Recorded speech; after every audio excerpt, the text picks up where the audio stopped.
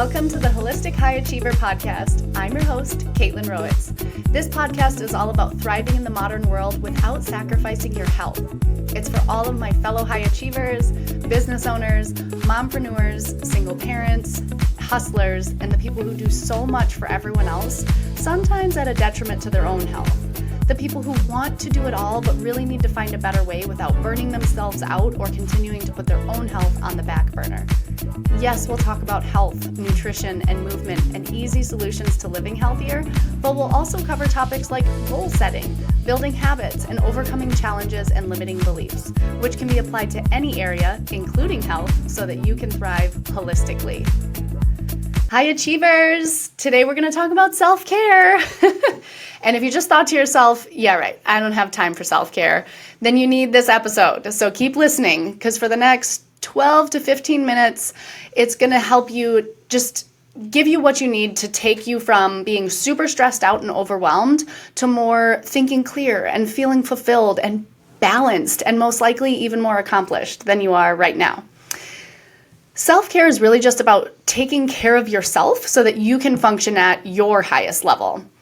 The problem is we all have stress.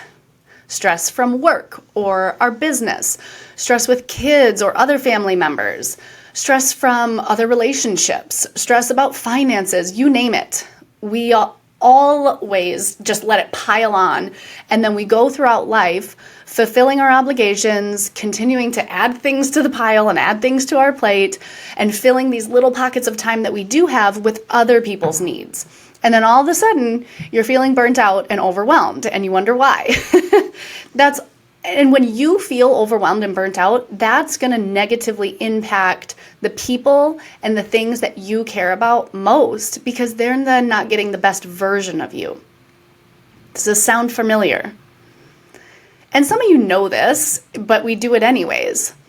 So I've been a massage therapist for over 14 years. I've owned a Better Body massage therapy studio for over 12 years. So self-care is obviously one of my favorite topics to talk about. I also acknowledge that self-care looks completely different for everyone. Not everyone wants a massage. Some people fill their cups with walks or reading or cooking or gardening. But what is the same for everyone is stress. Not the source of it necessarily, but the fact that we experience it. On a physiological level, some of the exact same things happen in our bodies. So when you're stressed or your fight or flight response is activated, many of us have heard the term fight or flight, but we don't necessarily know what it means. Fight, flight, or freeze. Try saying that 3 times. But it's basically referring to when your autonomic nervous system, which has 2 branches, sympathetic and parasympathetic, your sympathetic is your fight or flight response. And that's activated when you're stressed. Your parasympathetic is your rest and digest response, which is calming and optimal for healing and digestion and relaxation. It's the la la land response.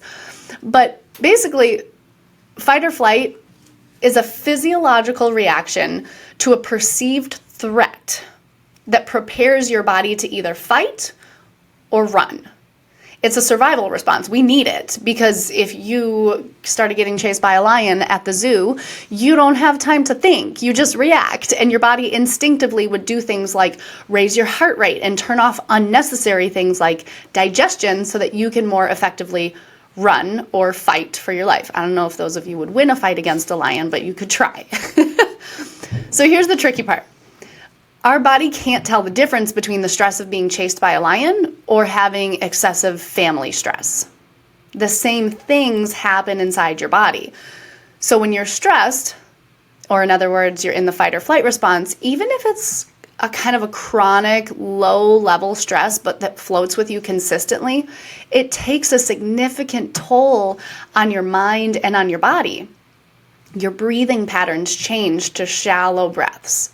Your heart rate increases, your blood pressure rises, your muscles tighten, your digestion slows, it can lead to weight gain, your sleep quality decreases, you're more irritable, you can't focus well, it leads to poor decision making, long-term can lead to anxiety disorders, overall puts you at greater risk for things like heart disease, diabetes, digestive issues, and it can even affect your memory and put you at greater risk for dementia. So these are just to name a few things. And I know I said this episode is all about self-care, so why am I talking about stress?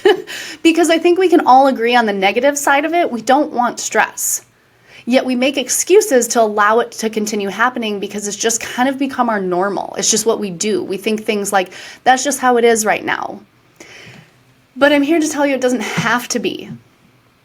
Now, I'm not saying that by the end of this episode, everything in your life is going to be all rainbows and butterflies, but I hope it at least opens up a door for you to start bring more awareness to your self-care and your stress reduction in your own life so that eventually you can start to tip the scale more and start to feel more balanced. So I want you to think about in your life, what are the biggest stressors for you? Maybe it's work, or just like a specific project at work, or a specific person at work. Parenting, I'm a toddler mom, and he's constantly testing boundaries and patience. This morning he decided to cover his entire body with lotion without my knowing, and I walked in and he was so proud of himself, and he goes, "Mom, I did lotion." I'm like, "Yeah, buddy. Okay."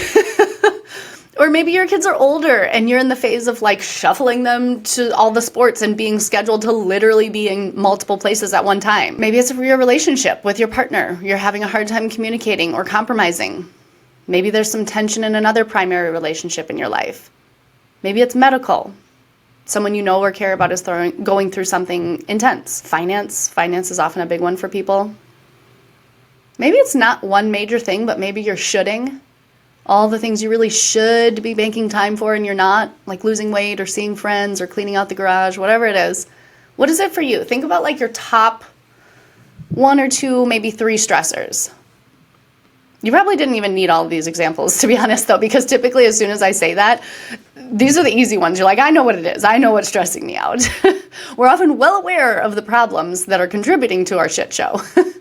So now I want to flip it. I want you to think of your biggest relaxers. What are some of the things that you truly enjoy, that bring you relaxation, that bring you peace of mind? They don't have to be big. They can be massages if you want to come to a better body. But just think about intuitively what your body or your mind likes to relax and to be calm. There's not a right or wrong answer. And as I said before, this is kind of unique to everyone. It has to resonate with you because, like I said, although I think getting a massage is like the ultimate relaxation, there are people that exist that prefer not to be touched. It's like their worst nightmare. My brother is one of those people. In massage school, we had to practice on people, the things that we were learning. And he was literally the only person that when I offered to give him a massage, he was like, yeah, hard pass. So if you're having a hard time coming up with some things that you intuitively do to relax, I'm just going to throw a few out there that either work for me or that I've come up with clients that work for them to kind of get your gears turning. So things like massages or facials, a hot bath or a hot shower, some gentle yoga, reading, a leisurely walk, meditation, and deep breathing, deep conversation with a good friend, working out, alone time, spending time outdoors, gardening, knitting, crafting, playing guitar, praying, snuggling your cat or snuggling your dog. So see if any of those resonate with you. But here's the cool part. I just listed a bunch of examples and you don't need 20 ideas.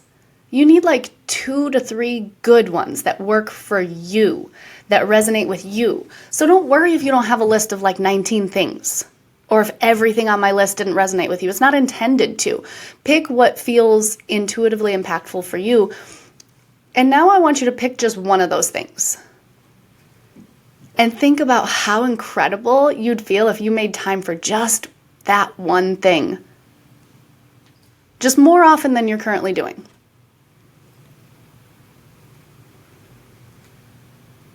And notice how I said if you made time, not if you had time. That was intentional. We all have the same amount of time. And if you truly feel like you don't have the time, we do all go through seasons where we have more stress and less time. And some things have to give or get put on hold or modified. So I want you, to be realistic and think about, is there anything that's currently on your plate right now? Whether it's every day or just on a weekly basis, is there anything you can say no to? Because that's also a form of self-care. Or maybe just delegate it. Could it be delegated if you can't say no?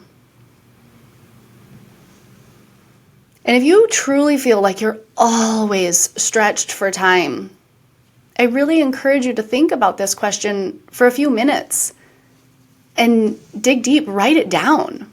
What are some of the things on your plate right now that you don't really enjoy? You don't want to be doing. Maybe you said yes to them because out of obligation or guilt or just routine and habit. But see if there's anything you can get off your plate just by saying no to it or delegating it. And if you're still struggling with this, I've thrown a lot of things at you today, but I hope you're understanding the importance of self-care and the impacts of stress on our body. But if at the end of this episode, you're like, I'm still struggling a lot with it, send me a DM. We can set up a take control strategy session to help you figure out why you're stuck and what to do about it.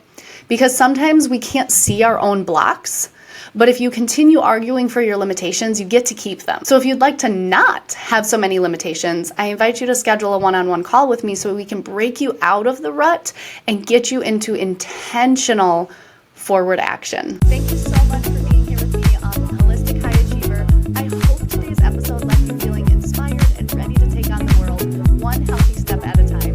If you enjoyed today's episode, please like, follow, and subscribe. Even leave a review. It helps so much. And if you're anything like me, you probably thought of someone else who would likely resonate with this. So don't forget to share it with them, because who can't use a little extra motivation? Until next time, keep embracing your journey and kicking ass.